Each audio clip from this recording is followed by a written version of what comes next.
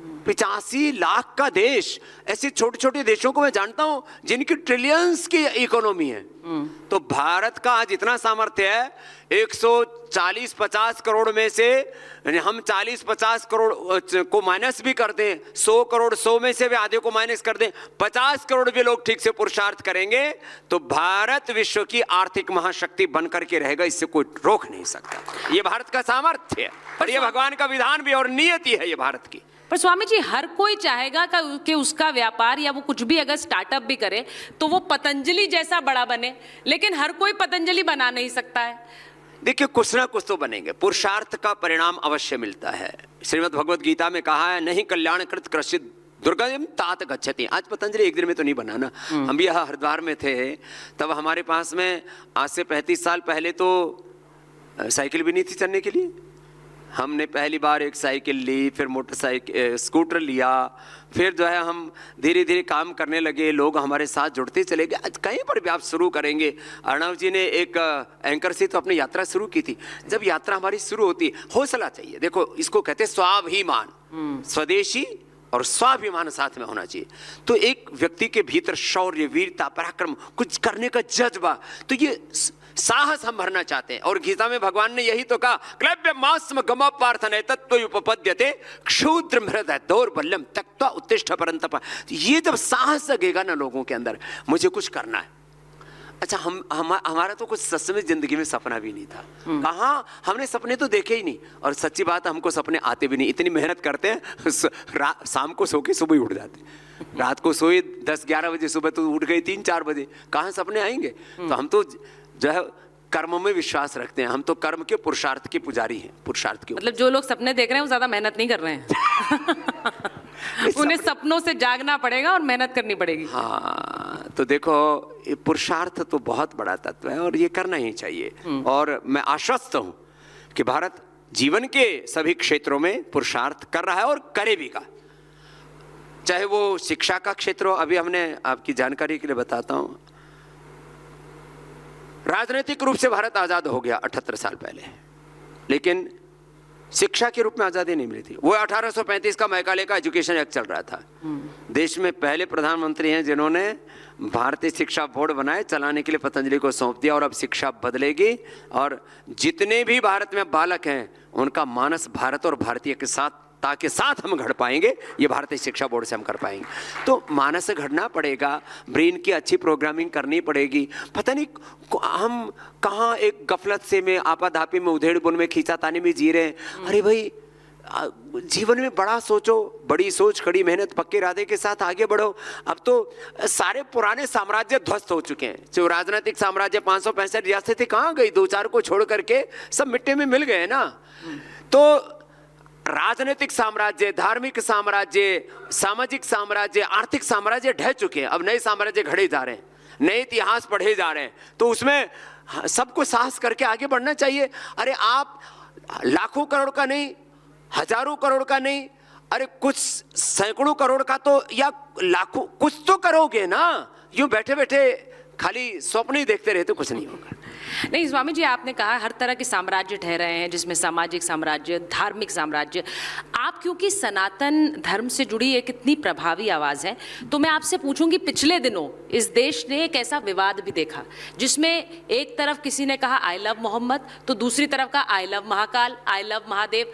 अब ये दोनों ही देश के लिए हैं, ये दोनों ही ऐसे इस तरह की एक उद्घोष था जिससे किसी को परहेज नहीं है, लेकिन इसे लेकर एक बड़ा विवाद देश में खड़ा हो गया। आप इसे क्या है, जैसे है एक आयातित सामान जिसको हम इंपोर्ट कहते हैं ना, आयात करने को, एक ऐसे इंपोर्टेड रिलीजन है भारत में।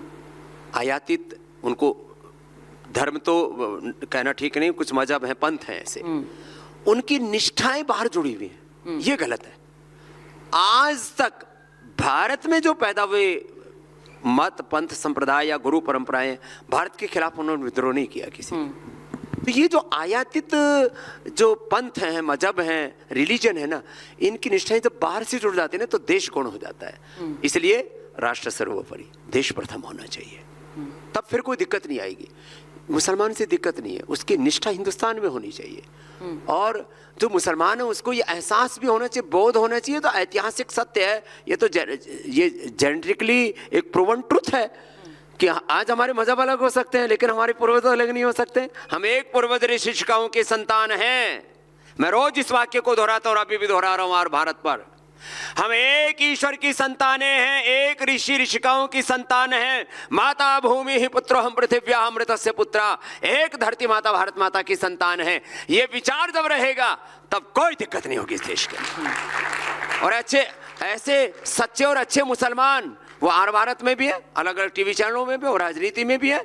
हमारे भी बहुत से मुस्लिम ऐसे मित्र हैं जिनको मैं जानता हूं। कुछ खुरापाती लोग हैं, अच्छा वो खड़ा करते हैं ये विवाद। वो खुरापाती लोग तो पता नहीं हर समय ये वो दिवस अपने ये देखते हैं कि जो नेपाल में वो भारत में कब होगा, जो बांग्लादेश में वो भारत में कैसे हो सकता है, जो श्रीलंका में हुआ वो और अभी कुछ ऐसे उधर पश्चिम की ओर भी कुछ हो रहा है।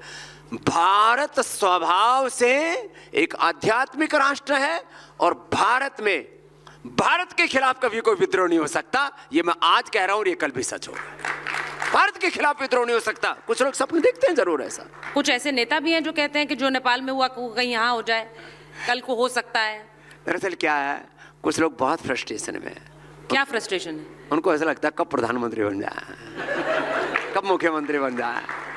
अच्छा हमको कुछ बनना ही नहीं है, हम जो हैं वो हैं।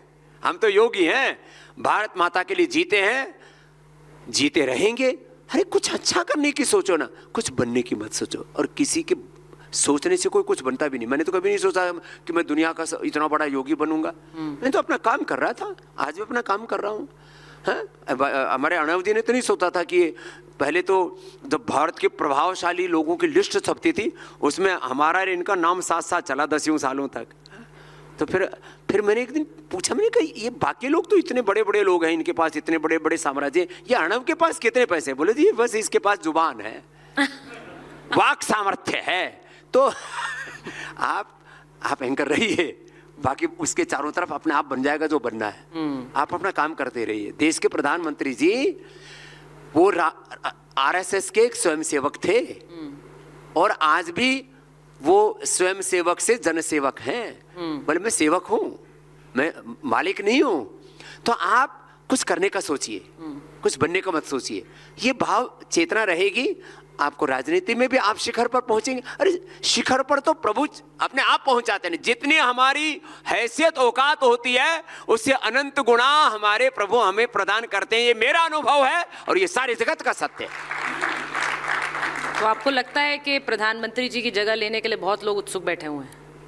अब क्या करें, सपने तो कोई भी देख सकता है। और ये लोकतंत्र है, वैचारिक लोकतंत्र है, भावनात्मक लोकतंत्र है। दिस इज इमोशनल एंड क्या कहते हैं इसको, इंटेलेक्चुअल डेमोक्रेसी है। कोई भी सपने देख सकता है। लेकिन देश में तो राज वही करेगा जो भारत के लोगों के दिलों पर राज करता है। राजनीति यद्यपि एक बहुत ही अनस्टेबल बिजनेस है, लेकिन इसमें बहुत गहराई भी है। मतलब राजनीति को राजनीति कहते हैं, इसमें इतने राज हैं दरअसल कि अभी इस समय तो देखो ये सच है, मैं कोई यहाँ पर न तो कोई किसी पार्टी का न किसी व्यक्ति का प्रवक्ता हूँ, लेकिन अभी लोगों के दिलों में अभी भी मोदी इतने छाए हुए हैं कि जब तुलना करते हैं ना तो वो अंतर बहुत, फासला बहुत है।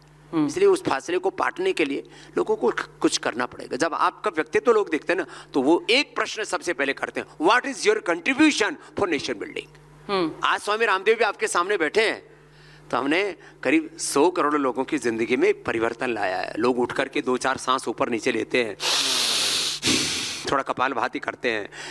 स्वामी जी यही ना करने लग जाए सब आपके साथ। अरे थोड़ा करो ना बैठे बैठे भाई। स्वामी जी को देखते अपने आप ही रिदम शुरू हो जाती है।